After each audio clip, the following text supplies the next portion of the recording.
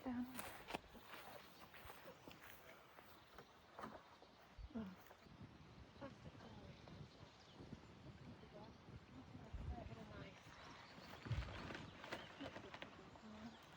Do something along to hold it up wrong.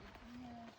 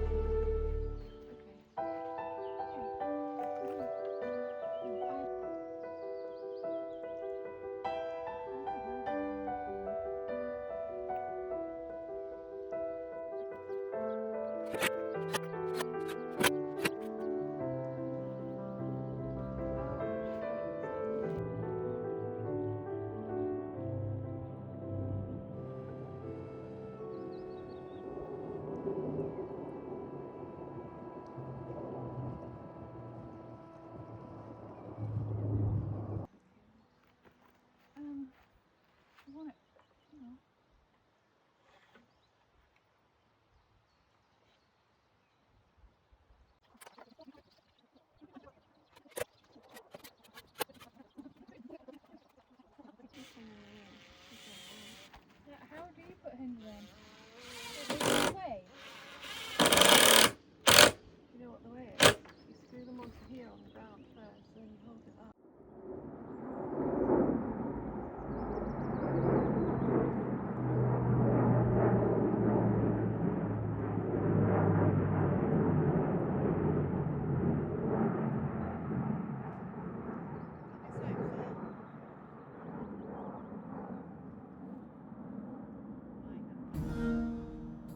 Yeah, it does.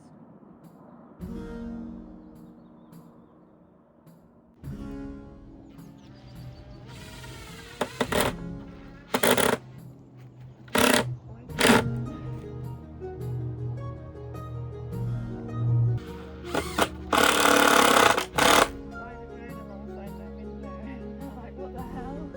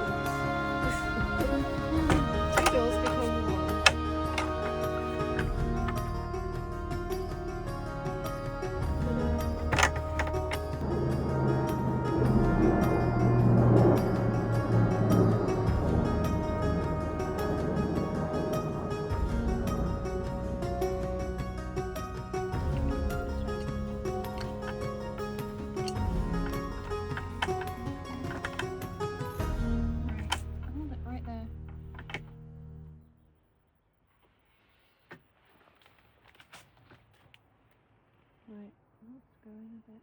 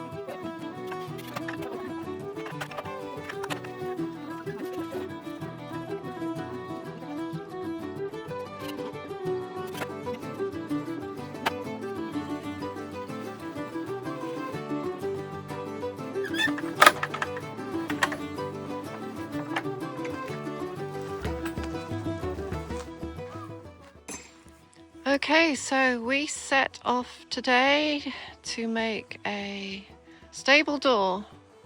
And we've never made a stable door before. No. And we did it. This is only the second kind of door we've made. Well, I've made plank doors before, which are quite easy. But we've never made these kind of doors before. So let's go and have a look. We've put blocks here to stop it from, moving. We've got handle. We've got a lock here. Let us go in. I'll let my glamorous assistant. The idea is we're going to have another bit of hardware. A hook that Hooks it open. puts it on here so it can stay open. And coming on in. Come on in. We shut our door. And we can bolt it from the inside. And if you want to open the top, well, One door becomes two. It becomes a the window. door becomes a window. And we will have our potting bench at about this height. So, Yeah, potting bench there. Across here. a hatch about here, obviously this width, that comes up like that. So we can use the door. So we can attach that and then use it as a door. And then we have a bench as well.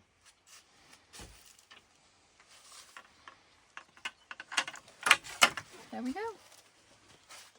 Solid. And of course these cute little cast iron style handles. And if you're wondering, polycarbonate sheets are going to go in here. We're going to set them into the door and put some beading either side and some sealant Yeah. so that they are nice and weatherproof. These bits of course will be covered with the green plastic until maybe sometime in the future we can put more polycarbonate on, so the whole ends might be polycarbonate. But polycarbonate is expensive, so Yeah. we're trying to use as We're on a little as budget at the possible. moment. So yeah, we can't afford to buy anything else. But I think that's a functional door. A rattling functional door. Okay, so something strange just happened. Peter, our neighbour, just dropped off this old tin shed for us. He's taking it down for someone.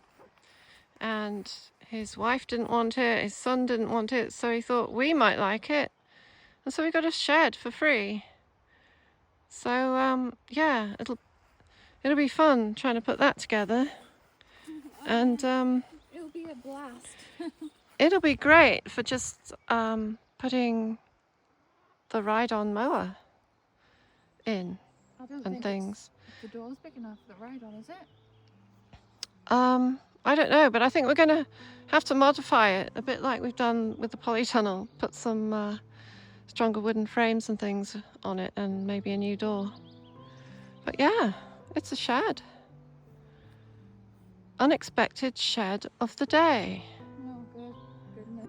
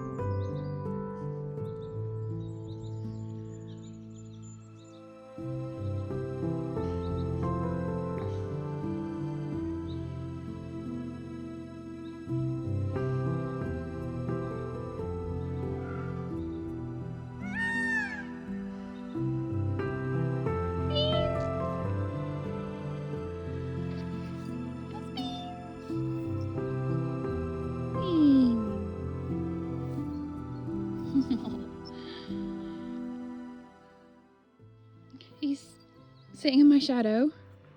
One thing about Beans is he's not a fan of the heat. We're not a fan of the heat, are we? No. Oh, his other collar snapped as well. It fell off somewhere in the wild, didn't it? So we've got to get him another one. Haven't we?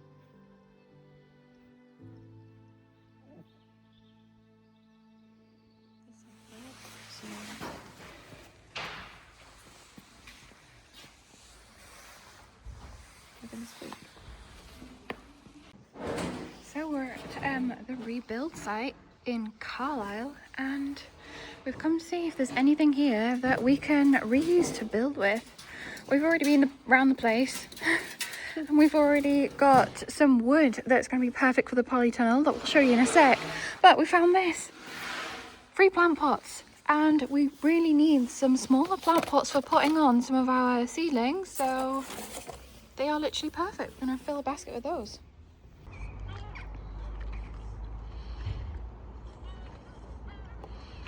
Decided to bring these because plants for the pond. Oh, for pond plants, yeah. That's what I thought. Well, we've got our wood for our polytunnel.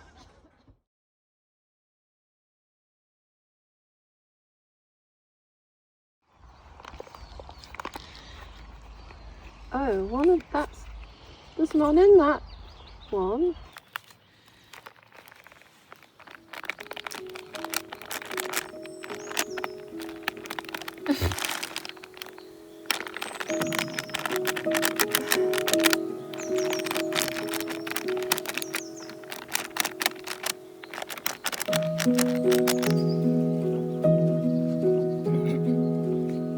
Oh no, that's looking a bit flaccid.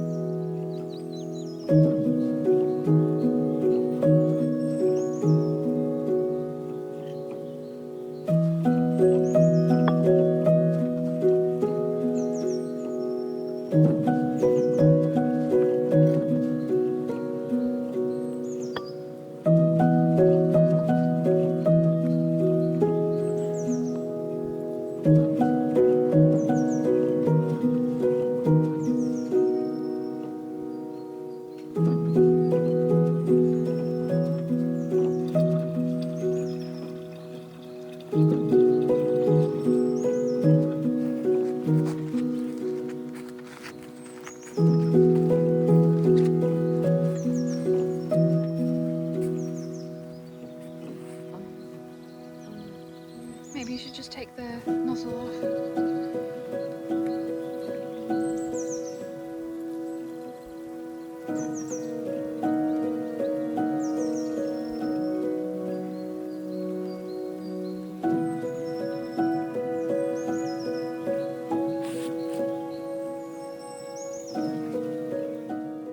So we've put some lettuce in. We actually bought this lettuce because we haven't sown any lettuce yet, because we wanted to sow them directly into the beds. So we've put some in to get an early crop. We've also put in around the edge of the bed some herbs. So we've got some parsley, and over there some coriander, and we bought these from the shop. These all came out of one pot, and from the supermarket, yeah. It's like a windowsill, like kitchen, you know, you've seen them. And I separated, well, I didn't separate them all. I just separated it into 5 clumps and planted it, no, 6. And they're all growing really well. This was a few days ago. The coriander, it was very floppy. I separated it into 4. And it is growing up from the bottom as well, look. New leaves. I just cut the floppy top bits off. Other news, the peas that we put in, well, we think they're dead. I think they're dead, look. So I think the problem, it might be that, one, we've had some pretty cold nights since we put them out. We think it's been frosty, don't we? Yeah. because the shoots of the beans, potatoes, they're potatoes, yes. And even the new growth on the ivy and the new growth on the the holly tree have all gone brown and crispy and died. So it wasn't forecast. It said it was going to be 2 degrees, but we actually think it got pretty frosty. And also, I think I sowed them, the seeds, way too early, because this is how big they were. They haven't grown out here. They were in a little pot, and they've been growing in the greenhouse, and they're like almost a metre tall in a little pot. And I think they were suffering in the greenhouse. They didn't have enough room. So, yeah, they look like they're dying. I mean, they're not supposed to be yellow. They're supposed to be green. I mean, yeah, I mean, you can see they're clinging on. Look, I don't know if the camera will focus. See the little clingers clinging on, but they just, I think they're dying. So I've sown some more in the greenhouse. And if these die, officially, actually, I think they are really already dead. And we're going to just plant some more out, the seedlings. But yeah, so far we have had some casualties already, but we're waiting to plant out the beans. You obviously saw us build this, and hopefully next month we'll have the beans out here in these beds as well.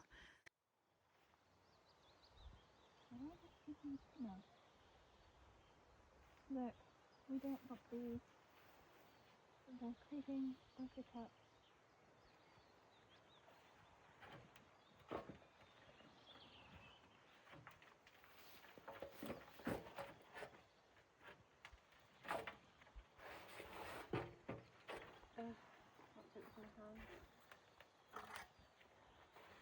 Let me beat it to death.